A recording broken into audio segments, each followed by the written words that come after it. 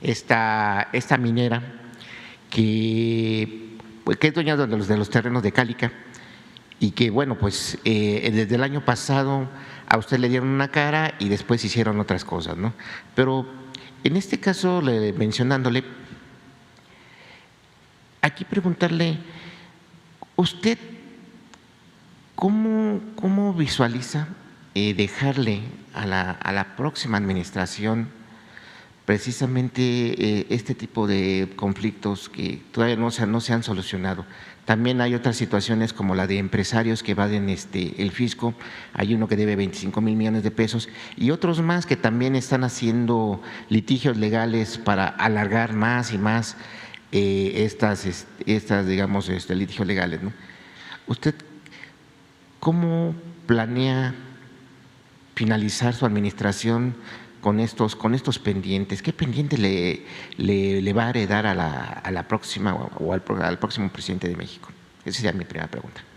Pues no van a tener problemas, no vamos a heredarles problemas, al contrario, se están sentando las bases para la transformación, se está limpiando el camino hacia adelante. En el caso de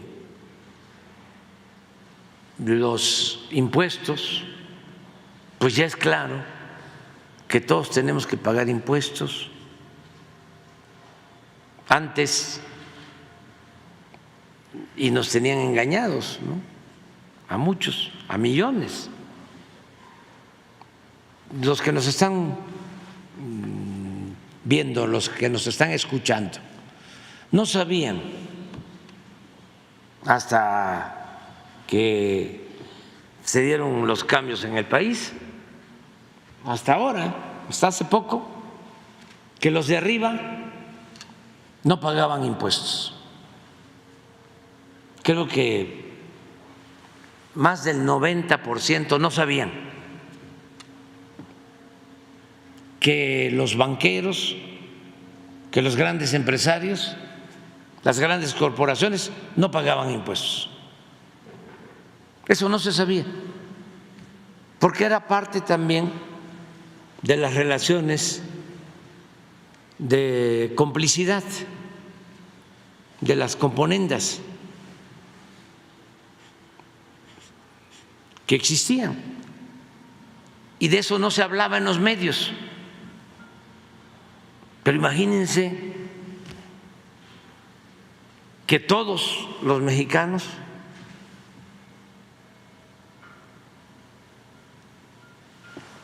teníamos que pagar impuestos, hasta la gente más humilde, los campesinos, los más pobres, porque se les cobra el IVA en cualquier mercancía, menos alimentos y medicamentos, pero si se compra una camisa hay que pagar impuesto.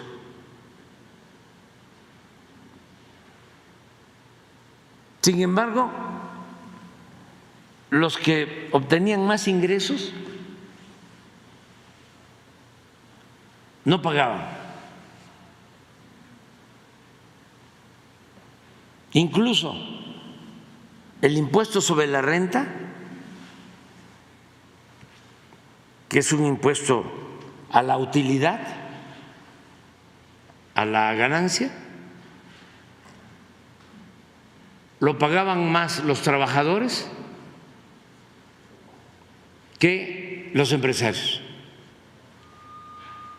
O sea, se recibía más dinero del ISR de los trabajadores que de los empresarios.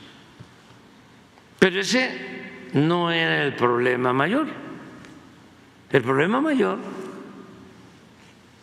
era que los potentados, sobre todo los más cercanos al poder, no pagaban impuestos, nada,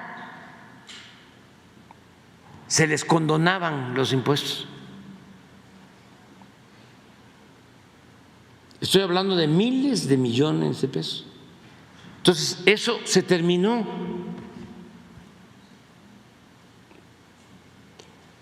Debe toda la gente saber que se modificó una reforma,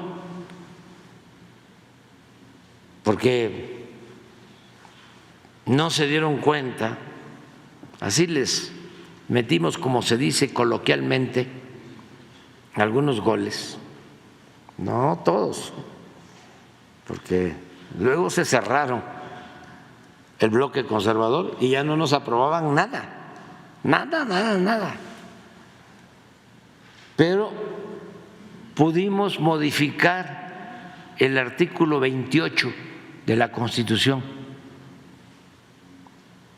Y así como está prohibido en ese artículo la existencia de monopolios, así se estableció que quedaba prohibida la condonación de impuestos. Porque el presidente y el secretario de Hacienda tenían la facultad para condonar impuestos. Entonces, ¿qué nos ha significado eso? Que ahora sí pagan los que no pagaban. Y hay muy pocas excepciones. La mayoría, y tengo que agradecerlo,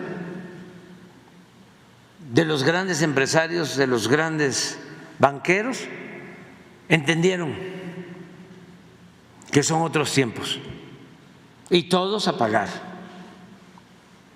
Les puedo decir que Oxxo pagó, que debía 12,000 millones de pesos. Les puedo decir que Televisa hizo una negociación con una empresa televisora donde está este periodista que gana 17 millones mensuales, Univisión, y pagaron creo que 5,000 millones de pesos de impuestos. Y antes Televisa no pagaba impuestos. ¿Se los demuestro? ¿Qué? ¿Que no pagaba? Pon la lista de cómo se los condonaban. Pero ¿cómo ahora? Sí. Y es de reconocerles que entendieron que son otros tiempos. Los de Walmart debían también como 12,000, 14,000 millones y todos pagaron. Vendió la fábrica de paletas Payaso, Bimbo. ¿Cómo se llaman las paletas esas? Ricolino, sí. Y pagaron. Hasta le dije a Servige, le digo, fíjate que van a pagar 3 o 5,000 millones. ¿A dónde crees que va a ir esto? ¿Sí? Va el apoyo para las pensiones a niñas, a niños con discapacidad, para que se acabe también con la idea de que yo no pago impuesto porque se lo roban los del gobierno. No, nosotros no somos rateros. Y los impuestos se utilizan para el desarrollo del país y para apoyar a la gente más pobre, más necesitada. ¿Tiene la lista? Pero bueno, yo creo que ya se entendió. Entonces, no hay ningún problema, todos están pagando. Además, se presentan juicios. La Procuraduría Fiscal tiene esa función. Hay algunos juicios, no muchos, en proceso. Este caso que mencionaba está en los juzgados. Yo espero que antes de terminar los magistrados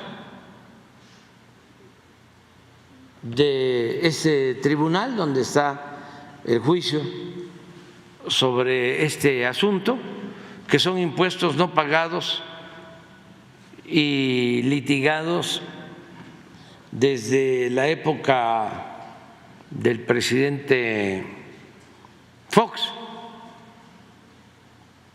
Yo espero que ya los magistrados, porque ni modo que no van a poder en 6 meses resolver, aunque hay tácticas dilatorias. Un ministro de la Corte tuvo este expediente casi 1 año en su gaveta. Aguilar se llama el ministro, digo ese apellido. Pero cuando lo dimos a conocer aquí, lo sacó y incluso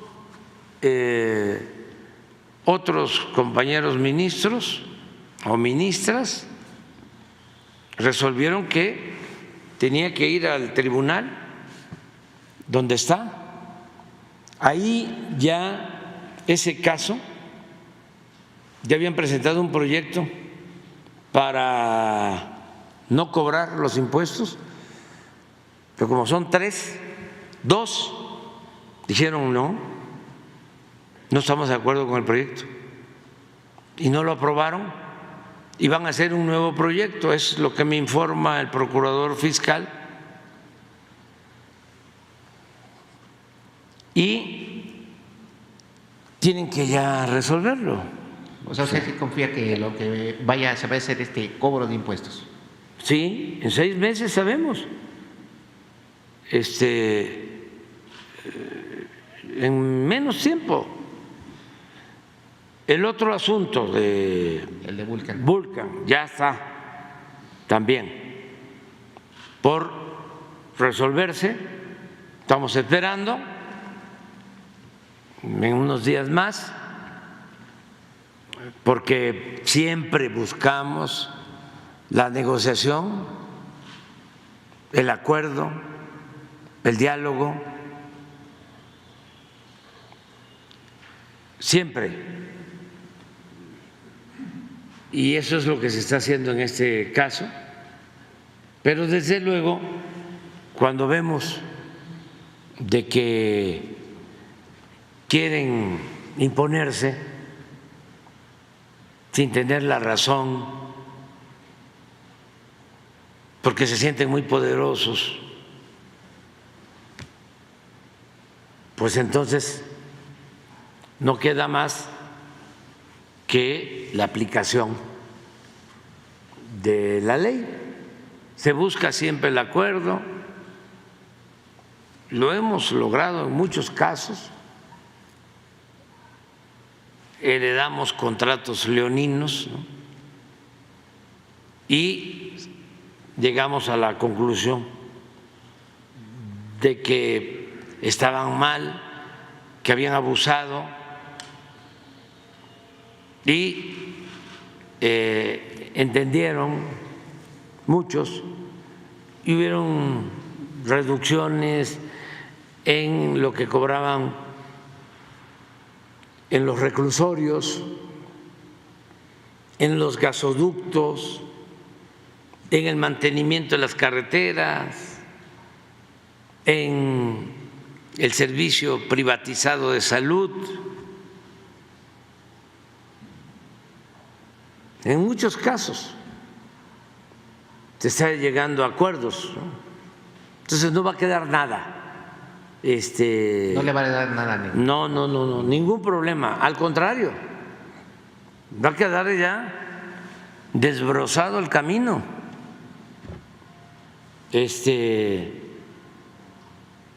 El cómo hacerle. Van a poder decir quienes me sustituyan, como decía el maestro Reyes Heroles en una comparecencia, no es conmigo, decía, es con la ley. Van a poder decir eso. Es que no puedo, porque ya como presidente o presidenta no tengo facultad. Ya la Constitución establece que está prohibido la condonación de impuestos. Imagínense lo que ayudamos. Por eso hablo de que se sentaron las bases para la transformación. Falta todavía, falta muchas cosas, pero sí se avanzó. Entonces no vamos a dejar pendientes de ese tipo. Van a poder gobernar con apego a la legalidad, haciendo valer un auténtico Estado de Derecho, porque lo que había, todos, y aún prevalece en el Poder Judicial, es un Estado de chueco, no un Estado de Derecho.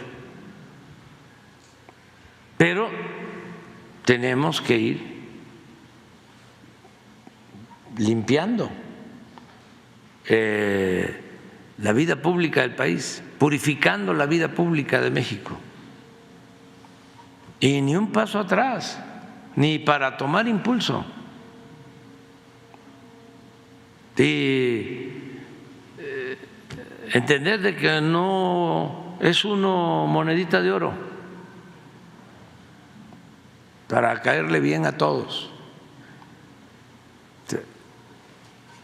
Pero es nuestra función. ¿Para qué nos eligieron? Entonces, para actuar con rectitud, hacer justicia. Imagínense la gran inmoralidad que significa que los que tienen más no paguen impuestos, la gran inmoralidad que significa que unos cuantos se roben el dinero del presupuesto y que la mayoría de la gente padezca de hambre, de miseria. ¿Qué es eso? Ahí está, miren. ¿Cuánto le condonaron a Televisa?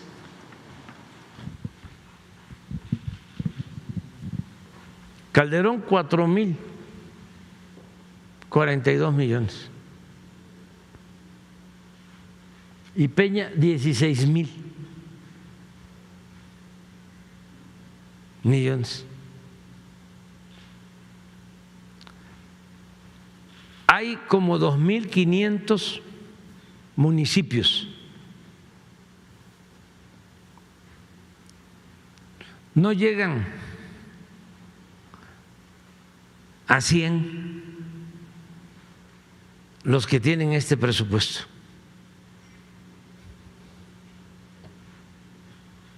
No, a 100, no, a 20 de los 2,500.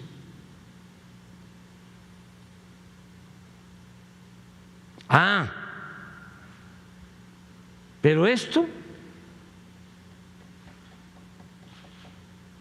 ya fue y un poco más lo que pagaron ahora.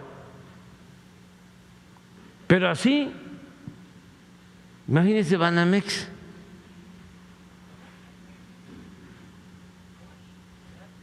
¿Cuánto en total? 15,000 millones. de condonación de impuestos. Y ahí todos, Cemex, Carso.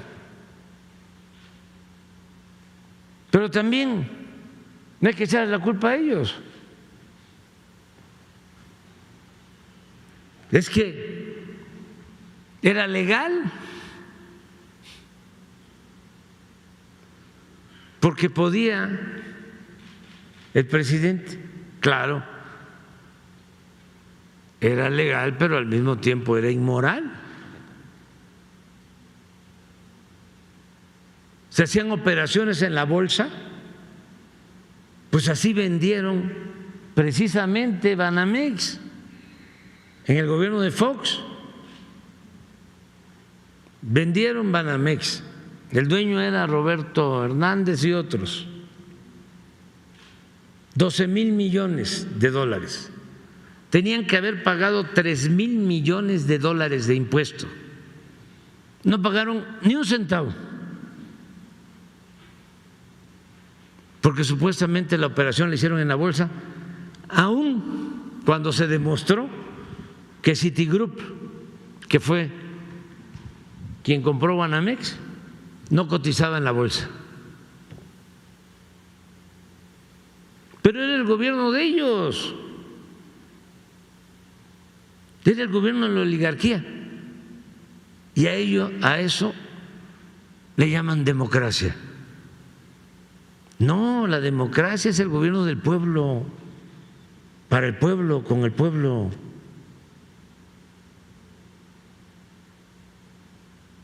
Y son, no ellos, pero parecidos a ellos, Claudio y otros, los que quieren regresar. Yo también quiero que regresen. Pero lo que se robaron, lo que se llevaron, se hicieron inmensas fortunas al amparo del poder público, enormes fortunas. No lo olvidemos, cuando terminó el gobierno de Salinas, esto para los jóvenes, porque eso fue 1994, en la revista Forbes, pueden ir a una hemeroteca y busquen la revista Forbes.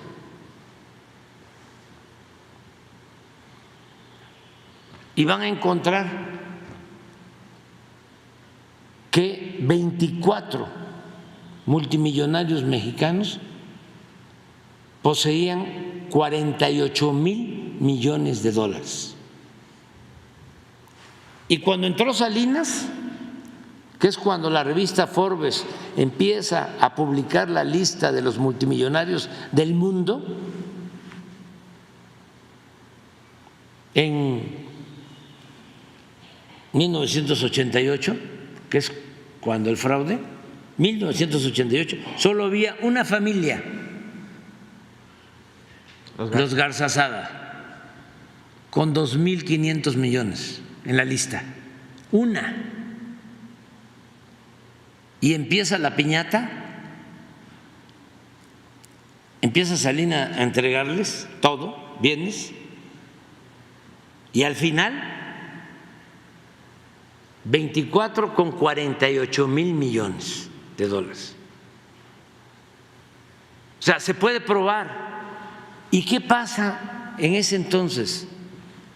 ¿Qué sucede en 2024 cuando termina Salinas? 1994, cuando termina Salinas. México ocupa cuarto lugar en el mundo en multimillonarios. Primer lugar Estados Unidos, segundo Japón, tercero Alemania, cuarto México.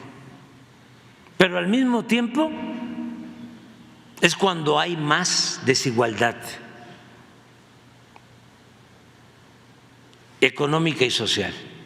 Unos cuantos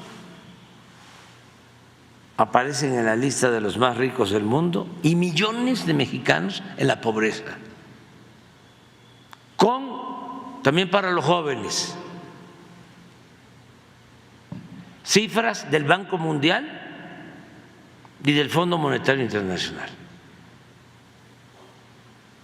Entonces, ya no.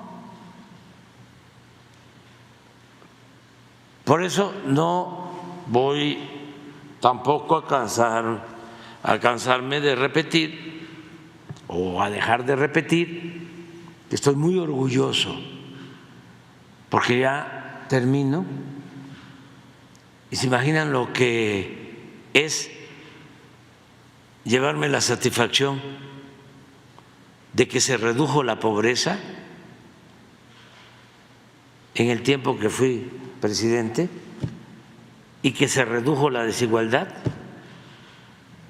Ya con eso tengo, ya me puedo ir. Claro, me faltan 6 meses y como no son 8 horas, sino son 16 horas que trabajo, pues me va a rendir el tiempo y vamos a avanzar más, pues para no dejar nada pendiente, pero ya me siento muy satisfecho.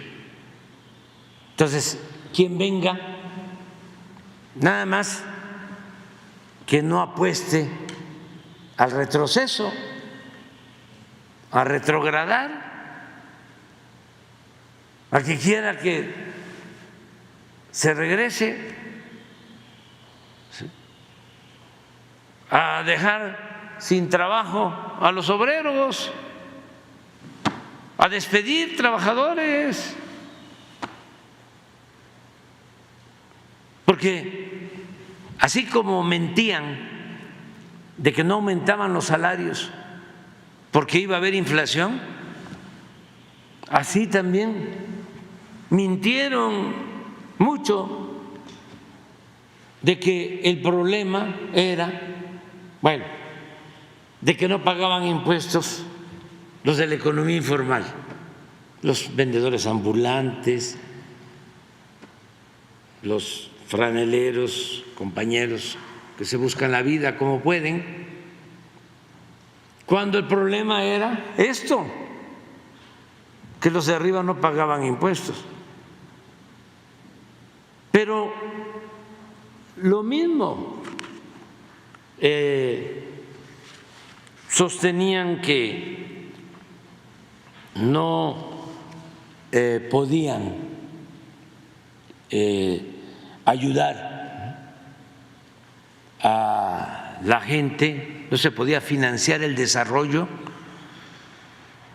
porque era mucha la carga burocrática y había que recortar el número de trabajadores. Por ejemplo, en Pemex, en la Comisión Federal de Electricidad. Entonces, liquidaban a los trabajadores de base, a los operativos y los de mando medio y alto, sobre todo, seguían con sueldos elevadísimos y influyentismo. Hay un asunto en mi libro que tiene que ver con la señora de la transparencia, ¿cómo se llama? El Instituto de la Transparencia. No, en la transparencia, lo de Claudio X González, ¿cómo? Mexicanos contra la Mexicanos, corrupción. sí. A favor de la corrupción. A favor de la corrupción, la que es penosísimo, ¿no? Pero no lo voy a decir aquí. Sí, la señora Casar. Entonces, arriba se servían con la cuchara grande y decían: el problema está abajo, ¿sí? Entonces vamos a recortar a los trabajadores abajo y los de arriba ganando sueldos elevadísimos, ¿no? Y prestaciones elevadísimas. Esa era la austeridad. Yo recuerdo que una vez fui siendo candidato o precandidato a Europa y hablé de la austeridad republicana. Entonces los políticos europeos de izquierda, sorprendidos, porque para ellos austeridad, ¿no?, era el equivalente a despedir trabajadores. Y entonces me decían, ¿cómo va usted a hablar de eso? ¿Usted va a despedir a los trabajadores? No, ya les tuve que explicar que la austeridad republicana era quitar privilegios arriba, que era donde estaban los privilegios, no afectar a los trabajadores. Era reducir los sueldos de los de arriba para aumentar los sueldos de los de abajo. Pero bueno, es todo lo que se ha hecho y de ninguna manera